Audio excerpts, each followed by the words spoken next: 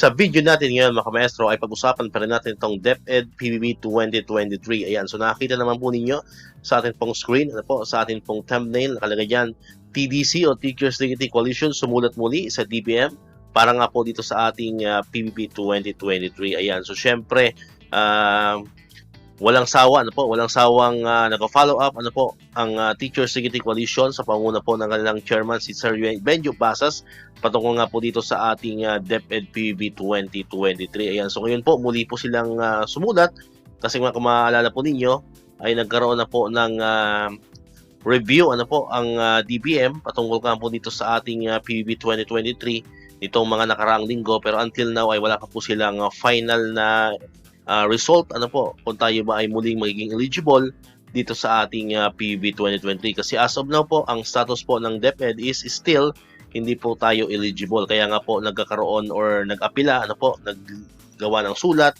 ang DBM at iba pang mga teachers group, kabilang na rin po mismo ang ating DepEd Secretary Sani Angara itong mga nakaraang linggo dito nga po sa DBM. Nakipag-ugnayan po sila na kung sakali po ay magkaroon ng chance na ma-review muli ang mga dokumento po ng DepEd para nga po dito sa eligibility po natin sa PBB 2023. So basahin po natin yung naging liham ni Sir Benjo Basas or ng TDC sa DBM patungkol nga po muli dito sa ating DepEd PBB 2023. Ayan, so nakalagay po diyan.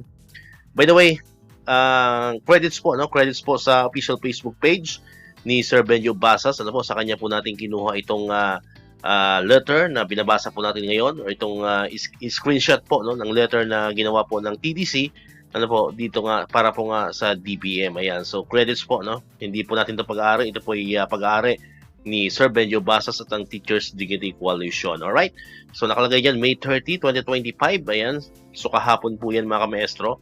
Alright, so nakalagay dyan nung isang araw, nung isang araw kasi ngayon nga pala ay June 1 na, So nakalagay po dyan, Honorable Amena F. Fangandaman, of course, ang ating pong Secretary of Department of Budget and Management, DBM. The Teachers Dignity Coalition, TDC, would like to follow up on the current status of the performance-based bonus, PBB, for fiscal year 2023 for employees of the Department of Education or DepEd. The TDC has continuously engaged, albeit informally, with key officials from both DepEd and the Department of Budget and Management, DBM.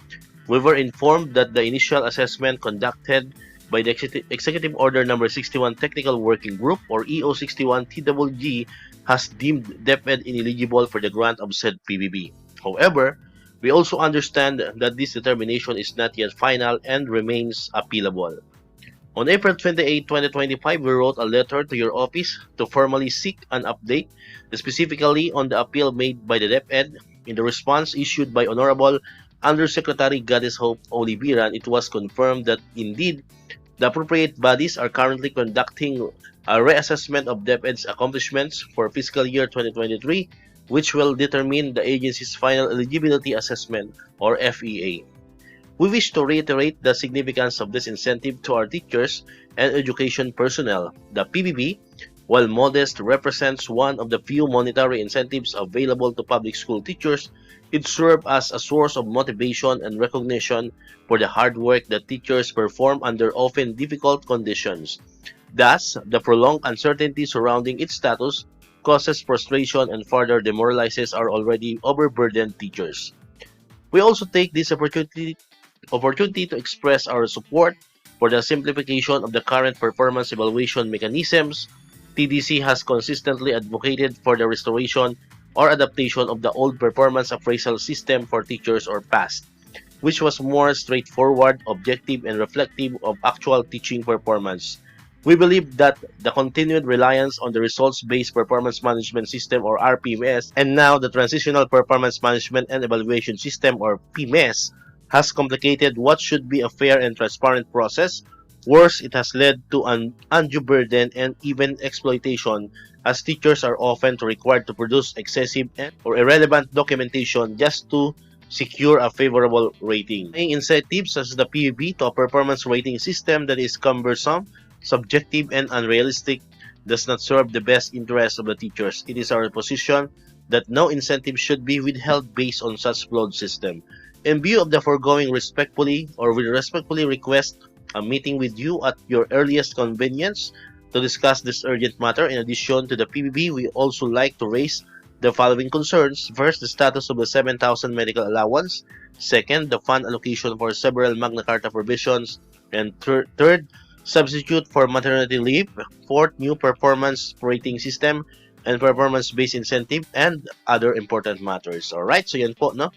Ito po ay signed ni Sir Benjo Basas, ang National Chairperson po ng Teachers Dignity Coalition. Ayan, so hopefully po, no? Hopefully ay makipag-usap muli, ano, makipag-dialogo muli ang DBM, ano po, kasi ito naman po ay request nila, request po ng TDC for a meeting or for a dialogue for the DBM, ano po, para nga mapag-usapan muli itong, especially, ano po, itong mahalaga po dito is yung PBB 2023, and of course, itong 7,000 medical allowance, no, na medyo nagtatagal na rin, ano po, halos lahat ng mga teachers natin sa buong bansa ay tapos na ang kanilang APE or yung annual physical exam, pero until now ay wala pa pong linaw kung ano po bang mangyayari talaga dito sa ating 7,000 medical allowance, kung ito ba ay HMO type or ito ba ay ibibigay through cash, ano po mga kamestro. So medyo tumatagal na and magsisimula na po ang ating pasukan, almost 2 weeks na lang. So mas maganda po sana ay magkaroon na po ng final say ang DepEd, ano, patungkol dito, kasi yun nga, alam naman natin kailangan na po ito ng ating mga kamestro natin diyan, ano po, especially po yung 7,000 na medical allowance po natin. Alright, so hopefully ay maging maganda, ano, maging maganda ang magiging pag-uusap, ano po, kung sakali mang pumayag ang DBM muli na makipag-usap sa TDC sa pangunguna po ni Sir Benjo Basa. So we hope for the best, ano po mga ka-maestro, and abang-abang na po kayo sa channel natin kapag may mga bagong updates po patungkol muli sa PBB 2023 and dito po sa ating 7,000 medical allowance. Alright, so dito ko natatapusin itong ating video ngayon mga ka-maestro. Kung di ka pa nakakapag-subscribe, click mo na ang subscribe button dyan para ikaw yung unang nakapanood ng mga videos na na-upload natin. Katulad to, yung mga updates pa rin about sa PBB 2023 and other bonuses ng mga teachers and government employees. And syempre, click mo na rin ang notification bell button para manonotify ka, always updated ka pag may mga bago tayong uploaded na videos. So muli, maraming salamat sa inyong panonood at pakikinig. Once again, El Maestro, see you on my next vlog. Bye-bye!